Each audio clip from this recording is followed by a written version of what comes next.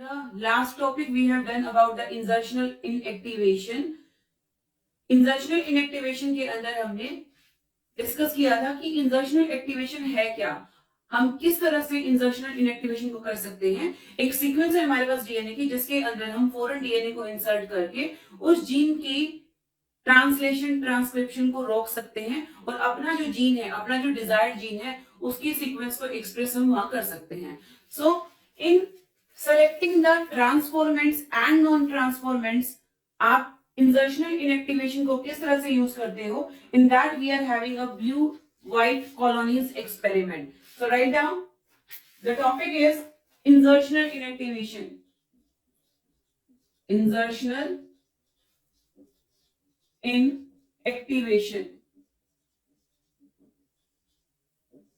Insertional मतलब you are inserting your foreign gene into a segment of gene so that the translation transcription of the previous gene can be controlled and the desired gene can express the characters that we have inserted. So insertional inactivation के अंदर हम पढ़ेंगे, this is the most efficient method, most efficient method of screening for the presence of recombinant plasmid.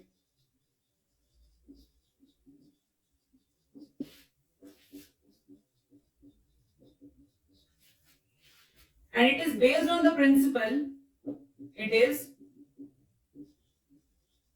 based on the principle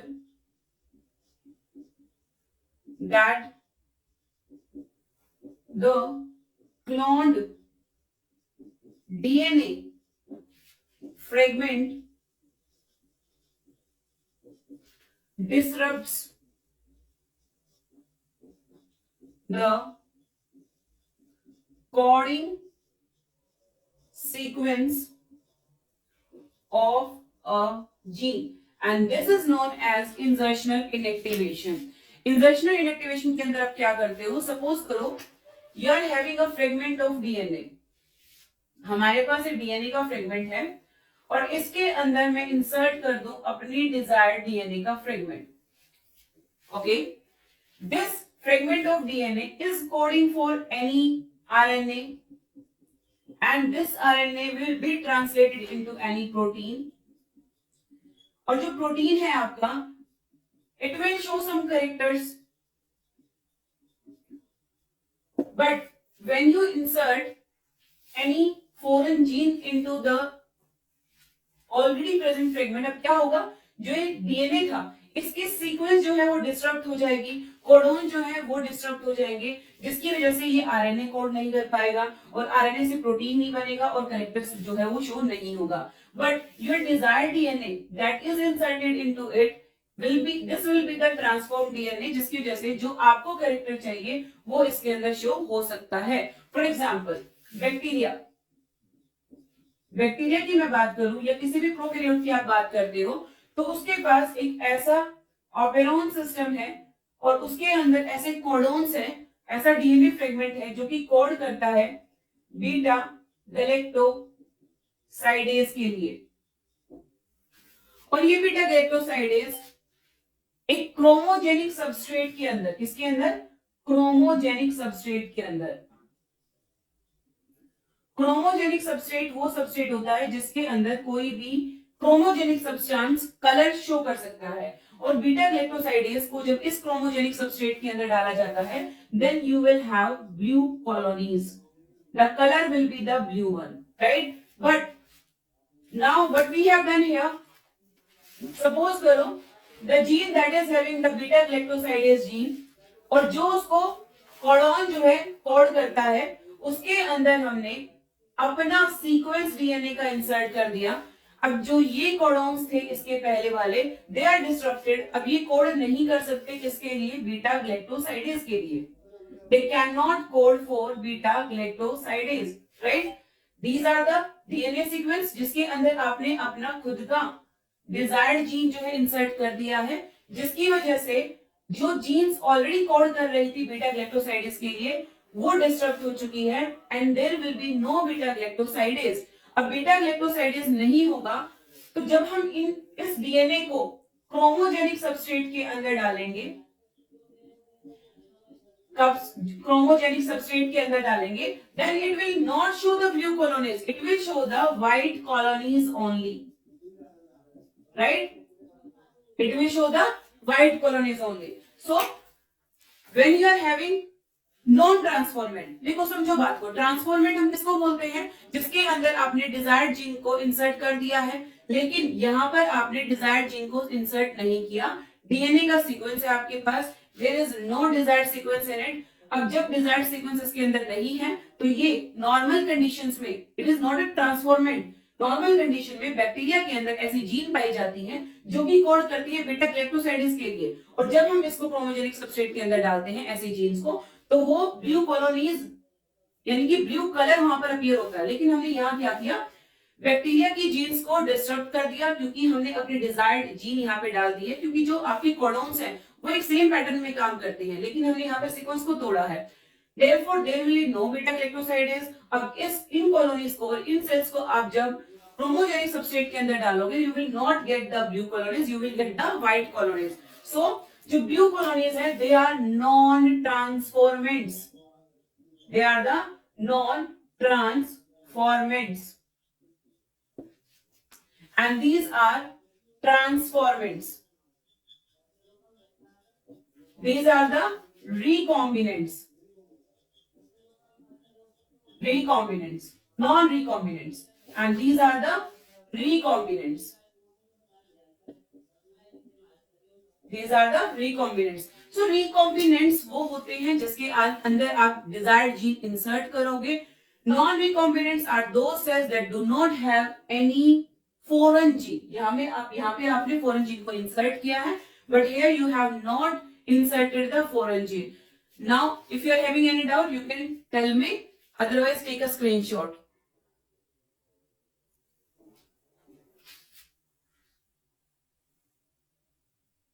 हमें एक बार repeat कर दो। Yes, sure। Listen to me। जितने भी नॉर्मल बैक्टीरिया हैं वो उनके अंदर एक जीन है जो कि कोड करती है बीटा ग्लैक्टोसाइडेज के लिए, और जिस सेल के अंदर बीटा ग्लैक्टोसाइडेज होगा उसको आप क्रोमोजेनिक सबस्ट्रेट के अंदर जब डालोगे तो वो आपको ब्लू कॉलोनीज देगी। अब जो ये सेल्स हैं आपके नॉर्मल सेल्स हैं, इसके अंदर आपने कोई भी फॉरेन जीन इंसर्ट नहीं किया। मैं ये बात कर रही हूँ किसकी, नॉर्मल सेल्स की। There is no insertional inactivation, कोई फॉरेन जीन आपने यहाँ पर इंसर्ट नहीं की, कोई फॉरेन डीएनए आपने इंसर्ट नहीं किया।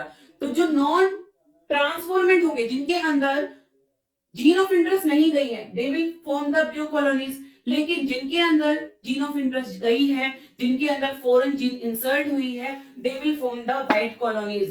क्योंकि यहाँ पर बीटा ग्लैक्टोसाइडेज नहीं बना, क्योंकि जो जीन बीटा ग्लैक्टोसाइडेज को बनाती है उसको हमने डिस्टर्ब कर दिया by inserting our gene, foreign gene, and that's why they are forming the white colonies. Any doubt Pancham? No ma'am.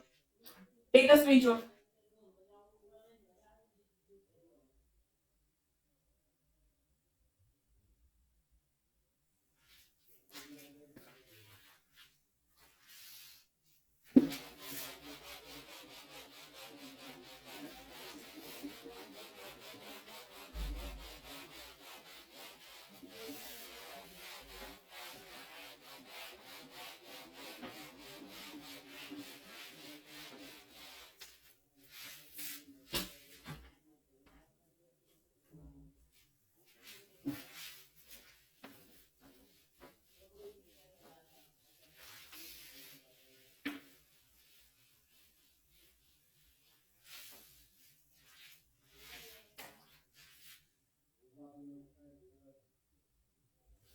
Okay, next topic we will discuss about the basically insertional activation की जो हम बात कर रहे हैं। तो अब हमें समझना है कि बैक्टीरिया के अंदर ऐसी कौन सी जीन है जो कि बीटा ग्लैक्टोसाइडेज के लिए कोड करती है। In bacteria we are having LAC-Z gene and this LAC-Z gene will code for beta galactosidase, beta galactosidase. अब ये लैक्सेट जीन है, एक कोडॉन होगा इसके अंदर। If we insert gene of interest, gene of interest आपने इसके अंदर लैक्सेट के अंदर इंसर्ट कर दिया, तो लैक्सेट जीन जो है बीटा गैलेक्टोसाइडेज फॉर्म नहीं कर पाएगी। That's why we get white colonies and they are transformants, जिसके अंदर आपने जीन ऑफ इंटरेस्ट इंसर्ट कर दी गई है। इनको क्या बोलोगे? ट्रांसफॉर्मेंट्स, क्योंकि आपकी जीन ऑफ इंटरेस्ट लैक्सेट के अंदर गई तभी तो बीटा गैलेक्टोसाइडेज बनना बंद हुआ। If gene of interest lacZ gene के अंदर इंसर्ट ना हो, it will form the beta galactosides and it will form the blue colonies. That's why it will be the non-transformant. Clear? Next topic. Next we will talk about the vectors for cloning genes in plants and animals. Vectors for cloning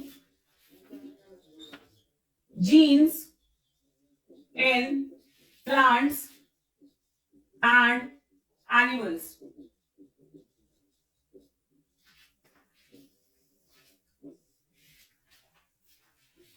gene clone करना है आपको plants और animals के अंदर, तो उसके लिए vectors आप कौन से यूज करोगे, we discuss about it.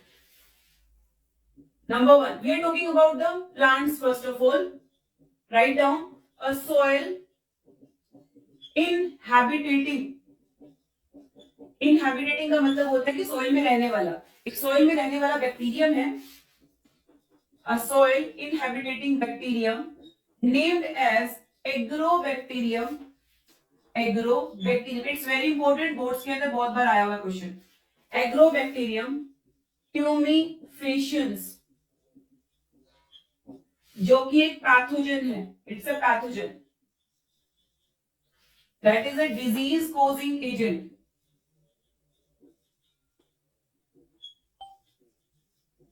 That is a disease causing agent. ये डिजीज कॉज करता है प्लांट के अंदर, एक बैक्टीरिया है जो कि पैथोजन है, जिसका नाम है एग्रोबैक्टीरियम ट्यूमिफेशियंस, और ये प्लांट्स के अंदर कॉज करता है disease of several dicot plant, of several dicot plants.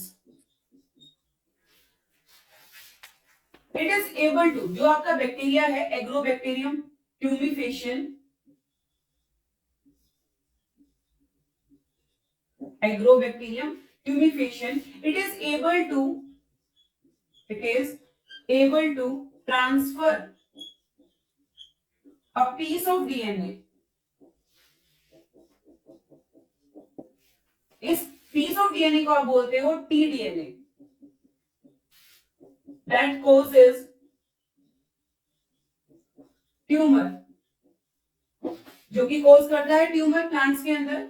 समझो बात को, एग्रोबैक्टीरियम ट्यूमिफेशियन ये अपना एक T-DNA is a very small DNA जो कि प्लांट के अंदर इंसर्ट कर देता है, जिसकी वजह से प्लांट के अंदर ट्यूमर कोज होता है। Next write down,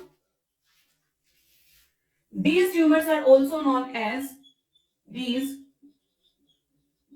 tumors are also known as crown galls. In tumours को आप क्राउन गॉल्स बोलते हो।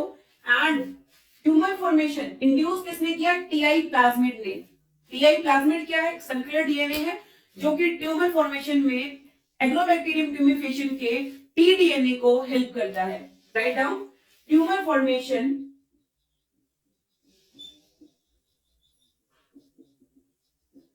is induced by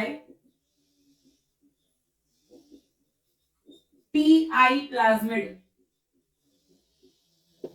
tumour formation किसने इंड्यूस किया? TI plasmid. TI plasmid for inducing the tumours. Next write down, hence the bacterium is called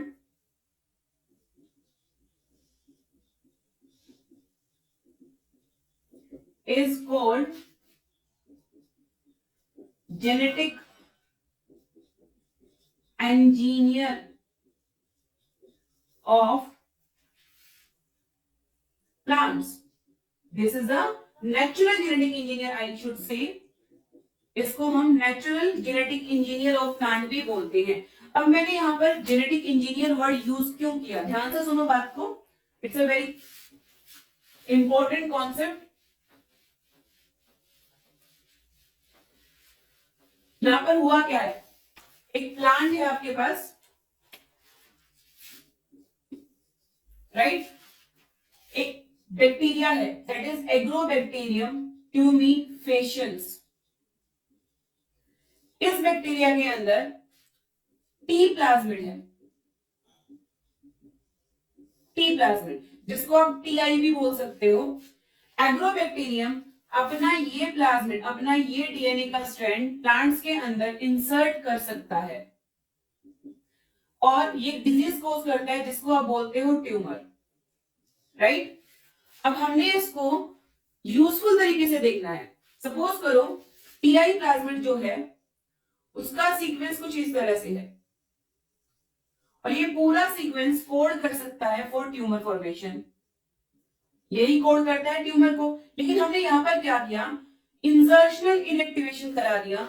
हमने अपना desired gene, हमने अपना डिजायर्ड जीन इस प्लाज्मिड के अंदर इंसर्ट किया जिसकी वजह से वो ट्यूमर फॉर्मेशन नहीं कर पाएगा। लेकिन हमारी जो डिजायर्ड जीन है वो प्लाज्मिड के अंदर जा चुकी है और एग्रोबैक्टीरियम ट्यूमीफेशियन की प्रॉपर्टी है कि वो अपना T DNA can insert into the plant. अब प्लांट के पास जो टी डीएनए गया है उसके अंदर पैथोजन कैपेसिटी खत्म हो चुकी है क्योंकि हमने किया इंसर्शनल इनएक्टिवेशन, और जो जीन उसके अंदर गई है that is our desired gene, जो कि हो सकता है स्वीट फूड्स के लिए हो या कोई ना कोई बेनिफिट तरीके से करेक्टर देने के लिए प्लांट के अंदर गई है। सो जो डिजीज कोजिंग जीन थी उसको डिस्टर्ब किया, उसको इंसर्शनली इनएक्टिवेट किया और डिजायर्ड जीन को हमने उसके अंदर डाला एंड दैट डिजायर्ड जीन, अब जो एग्रोबैक्टीरियम ट्यूमीफेशियन की इन्फेक्शन करने की प्रॉपर्टी है प्लांट के अंदर, उसको हमने बेटर तरीके से यहाँ पर यूज किया गया है। So we use it for genetic engineering.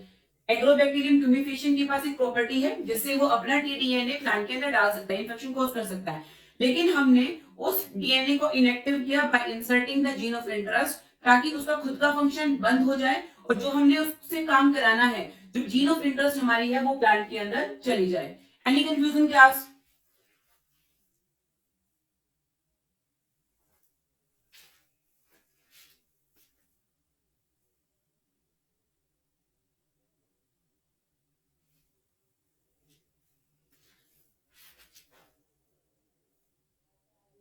Should I repeat it, beta?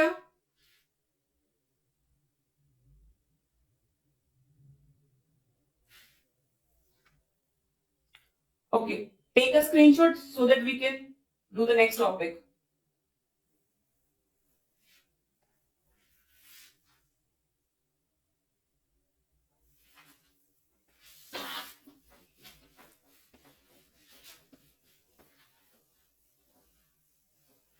हमने इसके अंदर पीआई प्लाज्मिड को यूज किया जो कि क्लोनिंग वेक्टर का यहाँ पर काम करेगा प्लांट्स के अंदर, और उसकी जो पैथोजेनिसिटी थी उसको डिस्टर्ब किया।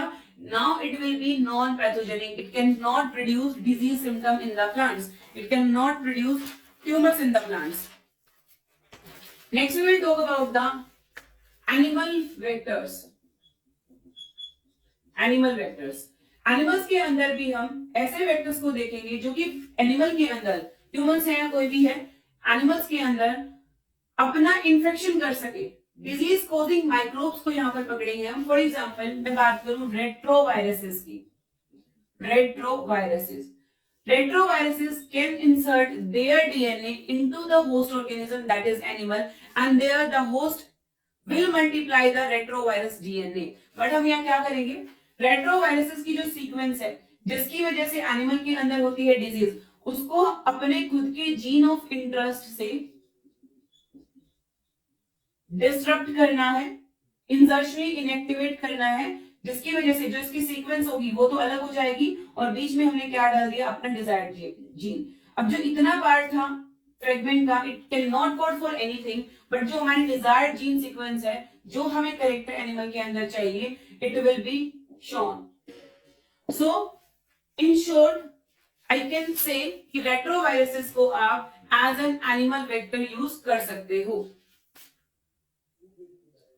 Listen to me class, animal vectors के अंदर आप रेट्रोवायरसेस को as an animal vector use कर सकते हो। एनिमल वेक्टर्स में आप ऐसे वायरसेस को, ऐसे पैथोजेंस को लोगे जो कि अपना जीन जो है वो इंसर्ट कर सकते हैं एनिमल के अंदर, होस्ट के अंदर, और नंबर ऑफ कॉपीज जो है वो वहां बना सकते हैं। रेट्रोवायरसेस ऐसे ही वायरसेस है जिनका डीएनए जो है या आरएनए जो है, क्योंकि रेट्रोवायरस आर फॉर आरएनए, इस तरह से आप कोई भी वायरसेस ले सकते हो, लेकिन जो यहाँ पर स्पेशल रहते हैं that are the retroviruses. Retroviruses जो कि इन्फेक्शन कोज कर सकते हैं एनिमल के अंदर, उनकी जीन को हमने इंजर्शनली इनएक्टिवेट किया, उनको नॉन पैथोजन बनाया और अपनी जीन ऑफ इंटरेस्ट हमने यहाँ पर इंसर्ट की। अब जो हमें करेक्टर चाहिए वो एनिमल के अंदर आ जाएगा, और जो हमारा रेट्रोवायरस था वो डिजीज भी यहाँ पर कोज नहीं कर सकता। Take a screenshot again and tell me if there is any doubt.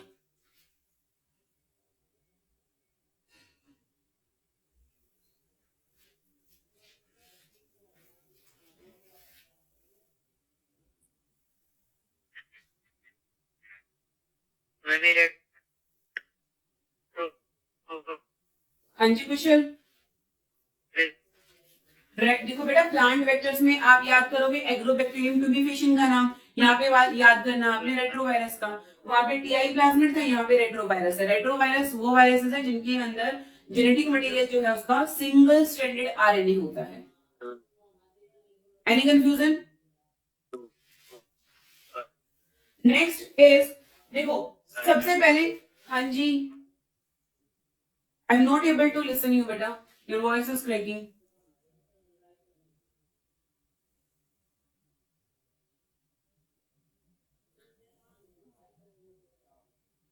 Okay next, देखो इन बायोटेक, इन आरडीएनए हमें क्या क्या चाहिए था? सबसे पहले हमने बात की एंजाइम्स की। एंजाइम्स ने सेल की वॉल को तोड़ा, फिर हमें दूसरे एंजाइम्स की जरूरत थी, न्यूक्लियसेस की। न्यूक्लियसेस डीएनए पे कट लगा सकता है। इसके साथ साथ भी बहुत सारे एंजाइम्स थे, जैसे कि आपका एल्काइल फॉस्फेटेज था, फॉस्फोराइलेज था, लाइगेज था। उन सब की हेल्प से आपने आरडीएनए प्रिपेयर कर लिया। अब आरडीएनए प्रिपेयर करने के बाद, या फिर मैं बोलूं जब आपने कट लगाया उसके बाद आपको इलेक्ट्रोफोरेसिस की जरूरत पड़ी, ताकि अपना डिजायर्ड सेगमेंट जीन का आप ढूंढ सको। उसके बाद क्या हुआ, वेक्टर्स के अंदर आपने इंसर्ट करना है so that you can make the rDNA. Vectors आपको मिल गया, बैक्टीरिया के लिए अलग होता है, प्लांट्स के लिए अलग है, वायरसेस के लिए अलग है, या फिर आपके एनिमल्स के लिए अलग अलग होंगे। कौन कौन से वेक्टर्स आप कहाँ कहाँ यूज कर सकते हो, इसके अंदर सबसे इंपॉर्टेंट और जो कि सीबीएसई का फेवरेट क्वेश्चन रहता है that is PBR322। Clear? That is an artificial vector. उसका जो है डिजाइन जो आप देखोगे, एक वेक्टर को डिजाइन करने के लिए क्या क्या चीजें रिक्वायर्ड है, वो भी एक इंपॉर्टेंट क्वेश्चन यहाँ पर रहता है। नेक्स्ट हमने बात की कॉम्पिटेंट होस्ट की। देखो वेक्टर्स, आपने वेक्टर्स के अंदर आरडीएनए डाल दिया, लेकिन कॉपी नंबर जो बनेगा that will be in the host organism, so you need a competent host here. Write down. Next part is competent host.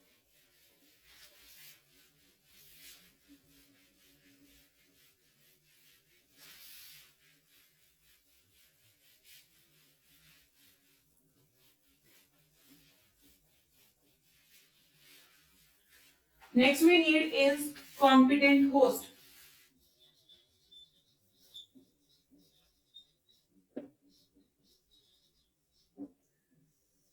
Competent host we required for transformation of our DNA.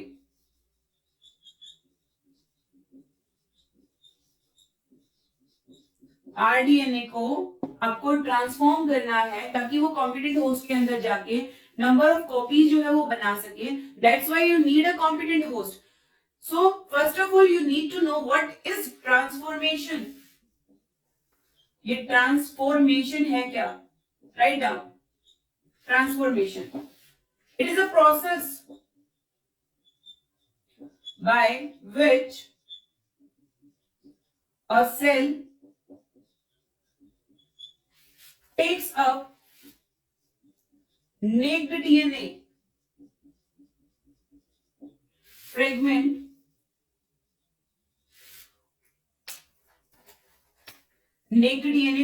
from the environment or any other cell,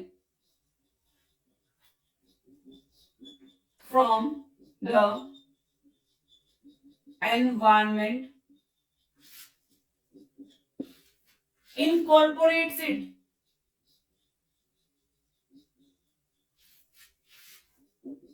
into its own chromosomal DNA.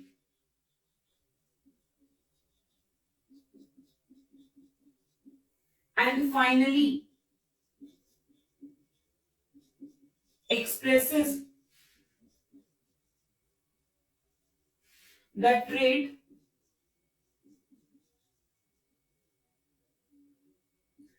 controlled by the incoming DNA or we can say foreign DNA. ध्यान से समझो concept है क्या. Competent host पहले तो समझोगे कि competent host है क्या.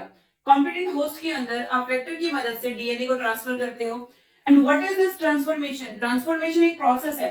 जैसे एक सेल नेक्ड डीएनए अपने अंदर लेगा, नेक्ड डीएनए का फ्रेगमेंट जो भी रहा होगा जो कि आपने वेक्टर की मदद से होस्ट के अंदर डाल दिया गया है, एनवायरमेंट से, वेक्टर से या जिस भी तरह से उसको इंसर्ट करा दिया गया. अब बात कहां आती है, आपने तो इंसर्ट कर दिया सेल के अंदर, लेकिन क्या वो उसको अपने क्रोमोसोमल डीएनए का पार्ट बनाएगा? अदरवाइज देखो समझो बात को. क्रोमोसोमल डीएनए का मतलब है जो सेल्स उसके न्यूक्लियस के अंदर है, जो क्रोमोसोम उसके न्यूक्लियस के अंदर है, उसका नाम है क्रोमोसोमल डीएनए. और जो आपने फॉरेन डीएनए इंसर्ट किया है, जब तक वो क्रोमोसोमल डीएनए का पार्ट नहीं बनेगा, वो माइटोसिस मियोसिस नहीं कर पाएगा. वो जब दूसरे सेल्स बनेंगे, एक सेल से दूसरा सेल बनेगा, वो उसके अंदर कैसे जाए, सभी सेल्स के अंदर कैसे जाए. For example, anybody wants to do the recombination in my gene, right. एक सेल के अंदर तो इंसर्ट कर दिया, लेकिन जो न्यूली फॉर्म्ड सेल्स होंगे उनके अंदर भी तो ट्रांसफॉर्मेशन होना चाहिए. और वो कब होगा, जब फॉरेन डीएनए उस पर्टिकुलर सेल का क्रोमोसोमल डीएनए और क्रोमोसोम का पार्ट नहीं बन जाता. क्योंकि जो क्रोमोसोम्स या जो डीएनए डिवाइड करता है, that is the chromosomal DNA. आपने अच्छे से इसको सेल डिवीजन में पढ़ा होगा. सो this is the transformation, a process by which a sale tax up the neck DNA. Neck DNA को अपने अंदर इंसर्ट करता है, फ्रेगमेंट को एनवायरमेंट से लेगा, उसको इनकॉर्पोरेट करेगा अपने खुद के क्रोमोसोमल डीएनए के अंदर, and finally expresses the trait, उस ट्रेट को, यानी कि जो आपने फॉरेन जीन डाली है, फॉर एग्जांपल आपने प्लांट्स के अंदर डाली है, और प्लांट्स के अंदर आपने जीन इंसर्ट की है कि आपको स्वीट फ्रूट्स चाहिए. जब तक वो उसके हर सेल में ना चली जाए, जब तक वो उसके हर न्यूली फॉर्म सेल के अंदर ना चली जाए, प्लांट के फ्रूट्स जो है वो स्वीट नहीं हो पाएंगे. इसीलिए हमारा पर्पस यहाँ पर रहता है कि जो आपकी जीन ऑफ इंटरेस्ट है वो सेल के क्रोमोसोमल डीएनए के अंदर जाए, सेल डिवीजन के बाद वो हर सेल के अंदर पहुंच जाए. Is it clear class? Any confusion? This is all about the transformation. Done. So now we are having types of transformation. First of all, we are having part A, that is DNA mediated gene transfer. It's also one of the most important question for CBSE, and also known as vector mediated gene transfer. इसके अंदर आप vector use करते हो. देखो, gene transfer आप without vector भी कर सकते हो. If you do not want to use the vector, you can just bombard the genes into the other cell. But when you are using vector है क्या? Vector is DNA itself. Plasmid use करते हो vector के नाम पे, और plasmid क्या होते हैं? सर्कुलर डीएनए होते हैं, right. So vector mediated gene transfer, or we can say DNA mediated gene transfer. This is one and the same thing. Write down. DNA जो होता है आपका, DNA is a hydrophilic, means water loving molecule. अब ध्यान से सुनो, hydrophilic molecule है तो जो आपकी सेल वॉल होगी उसमें प्रेजेंट होता है lipid.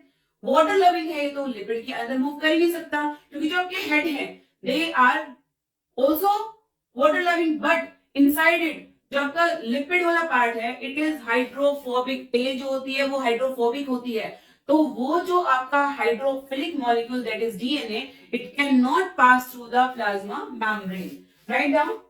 So it can not pass through membrane. So the bacterial cell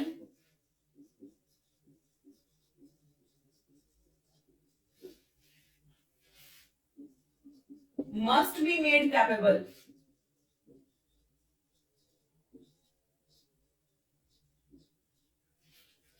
to take up the DNA.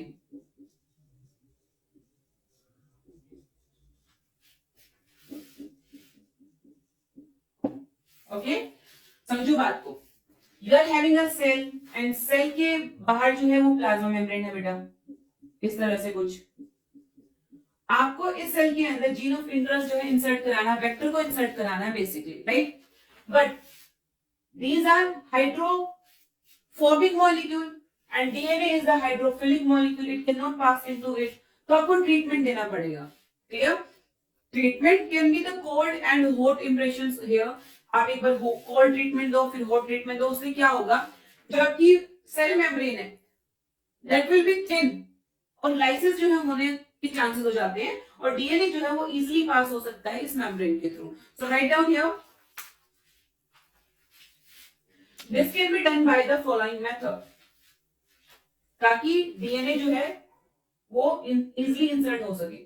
This can be done by the following method.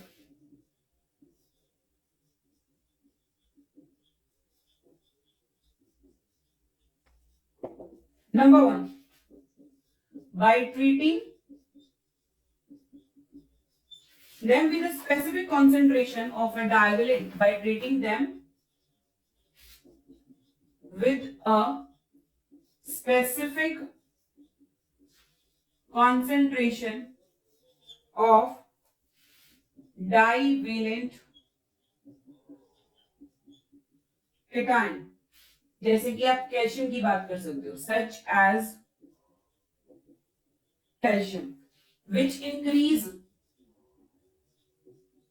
the efficiency with which DNA enters the bacterium.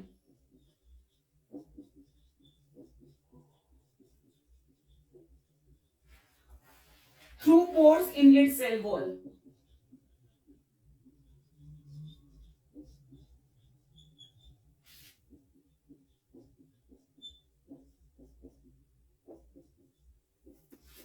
आप क्या करते हो, sales जिसके अंदर आपको vector को transfer करना है, जीन को ट्रांसफर करना है, उसको डाइवेलेंट कैटायन आयंस हैं उनके साथ आप ट्रीट करोगे, जैसे कि कैल्शियम आयंस हो जाते हैं। उससे क्या होगा, जो एफिशिएंसी है डीएनए की बैक्टीरिया के अंदर जाने की वो इंक्रीज हो जाती है और बैक्टीरिया के अंदर जो डीएनए है वो इजीली ट्रांसफॉर्म हो सकता है। This is one of the method that can be used for transformation.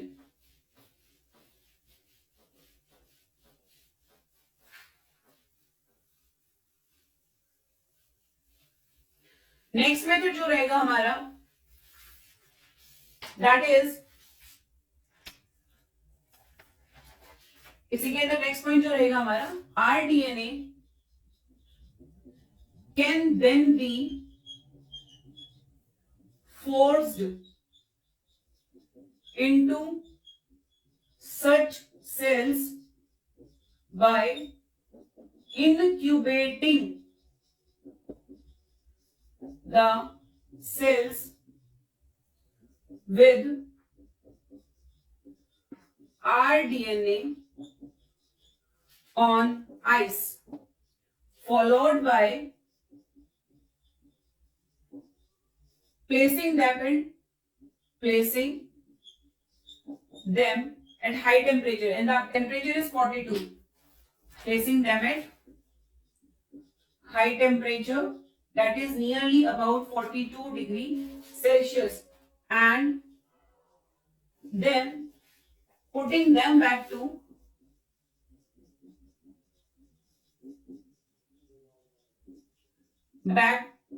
ice. Okay, so this is the DNA mediated gene transfer. इसके अंदर आप क्या करते हो, एक वेक्टर को, vector is actually DNA plasmid use कर रहे हो, सर्कुलर डीएनए है, उसको एक सेल के अंदर आपने प्लेस करना है। सेल की जो प्लाज्मा मेम्ब्रेन है, it is not like that कि डीएनए अपने आप उसके अंदर चला जाए, उसको आपको इस तरह से बनाना पड़ेगा कि जो वो है डीएनए जो है अपने अंदर इजिली इंसर्ट कर ले। So there are some method treat करोगे कैटायंस के साथ, डाइवैलेंट कैटायन के साथ, जैसे कि कैल्शियम रहते हैं, उससे क्या होगा, एफिशिएंसी जो है डीएनए की वो बढ़ जाएगी ताकि वो दूसरे सेल के अंदर जो है वो ट्रांसफर हो सके। ट्रीट करने के बाद आप क्या करते हो, आरडीएनए को हम फोर्स करेंगे कि सेल्स के अंदर चला जाए बाय पहले उसको कोल्ड ट्रीटमेंट, फिर hot treatment, then cold treatment, then hot treatment. उससे जो क्या होता है, उसकी जो वॉल है वो थिन पड़ जाती है and DNA can be easily transferred into the cell. So this is all about today's class. आज हमने क्या पढ़ा कि भाई आरडीएनए आप बना लेते हो, एंजाइम्स की हमने बात की। सबसे पहले एंजाइम्स यहाँ पर कौन कौन से यूज होते हैं। कॉम्पिटेंट होस्ट हमारा स्पेशल टॉपिक था। कॉम्पिटेंट होस्ट या तो आपका हो या उसको बना लो। एक होस्ट के अंदर डीएनए इंसर्ट नहीं हो पा रहा तो आप उस होस्ट सेल को या उस डीएनए को कैपेबल बनाओगे ताकि उसके अंदर डीएनए जो है वो ट्रांसफर हो सके। First of all we have treated them with the bivalent cations, it's bivalent cations, right? And such as calcium की हम बात कर सकते हैं जो कि एफिशिएंसी बढ़ा देगा जिससे डीएनए एंटर हो सकता है। नेक्स्ट हमने बोला कि जो उसको है हमने एक ट्रीटमेंट देना पड़ेगा। First put it on ice, then on the hot bath, then ice, then hot bath. इससे उसकी जो लाइसेस है वो थोड़ी सी होनी स्टार्ट हो जाएगी, जो मेम्ब्रेन है वो कमजोर पड़नी स्टार्ट हो जाती है जिससे डीएनए इजिली इंसर्ट है वो वहां पर हो जाता है। Any doubt class? Is there any doubt?